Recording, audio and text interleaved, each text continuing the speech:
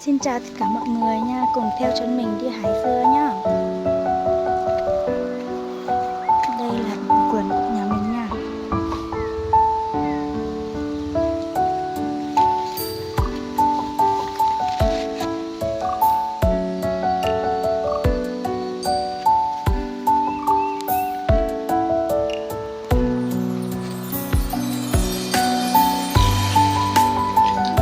Đây là đàn lợn nhà mình này.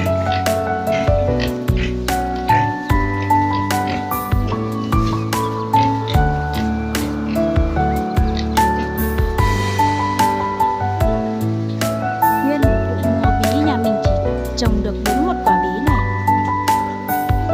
Không ra quả, chỉ ra đúng một quả này này.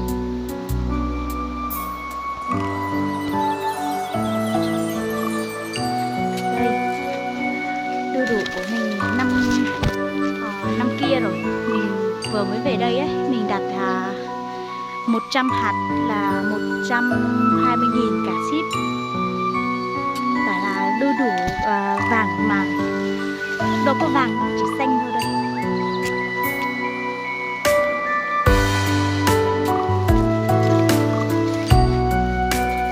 Ngô này sắp được thu hoạch rồi đấy.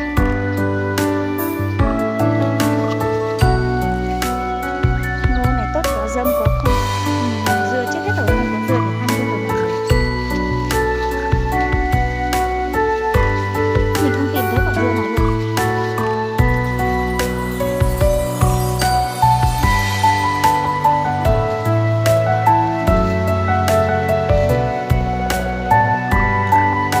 Cái gì thì thiếu nhưng nguyên ớt là không bao giờ thiếu nha.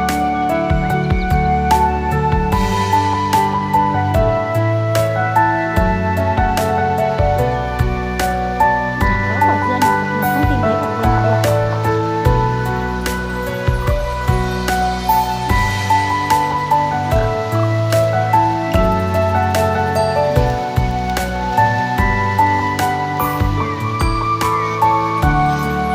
Đây có mấy cây bạc hà rất là tốt đây.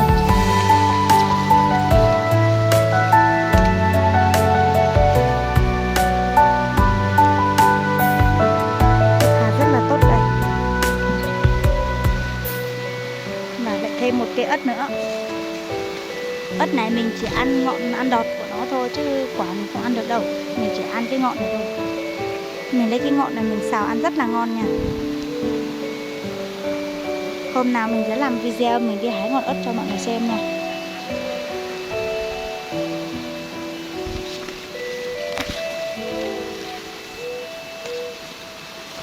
Không có quả dưa nào luôn.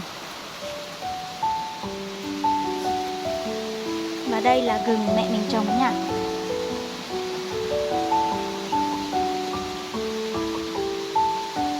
À, đây có một quả bí này. Cứ tưởng nguyên mùa có mới một quả chứ chưa hóa ra đây cũng có một quả này. Đây là có hai quả bí là đúng rồi đấy.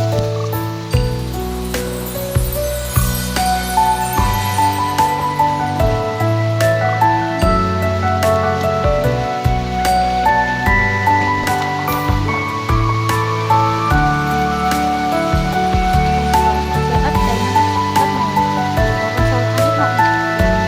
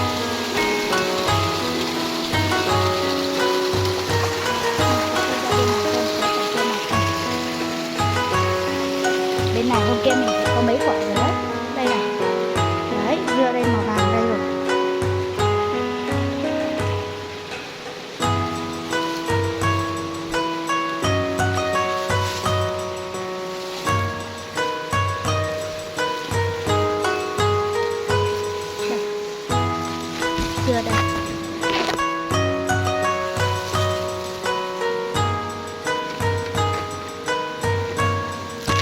Đây cũng một quả nữa này. Bị quả gì nó ăn rồi đây này. Đây bị quả gì nó ăn, con gì nó ăn quả này.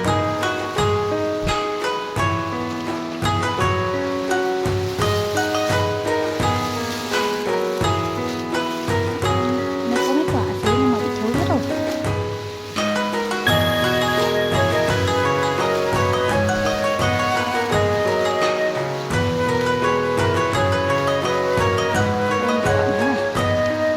Dưa này nó bị sao ấy.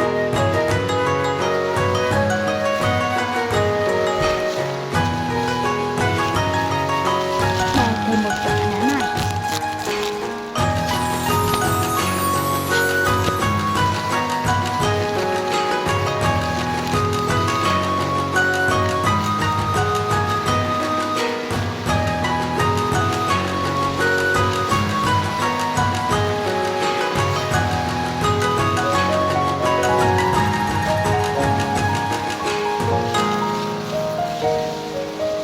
Đây có một quả mọc xanh này. Quả này sẽ rất là ngon đây.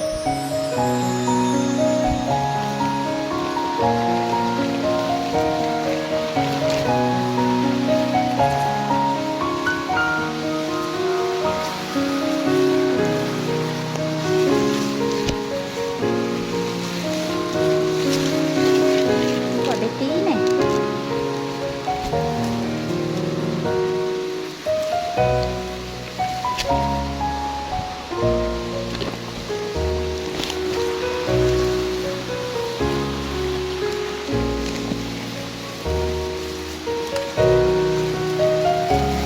Có một quả dưới đây nữa này.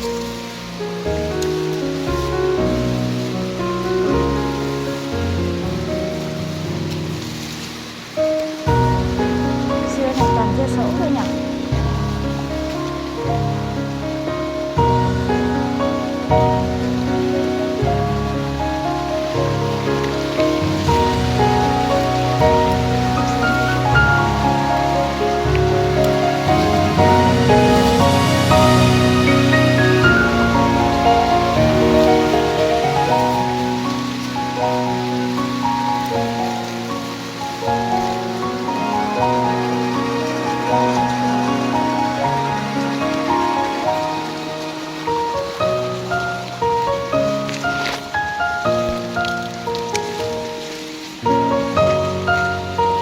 Ôi giời ơi, đây có một quả dưa bé tí này.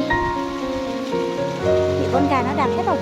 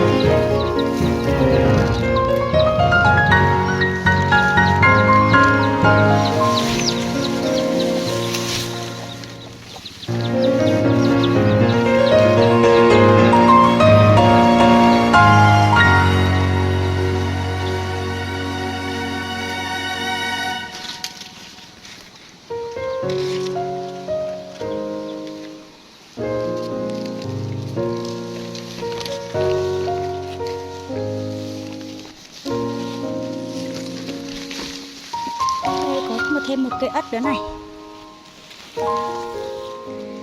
Ớt này rất là cay nha, nhưng đổi lại thì cái ngọt của nó ăn rất là ngon.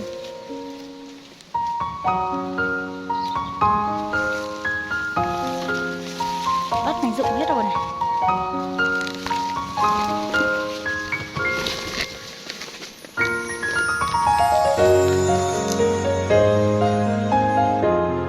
Thành quả của mình đây.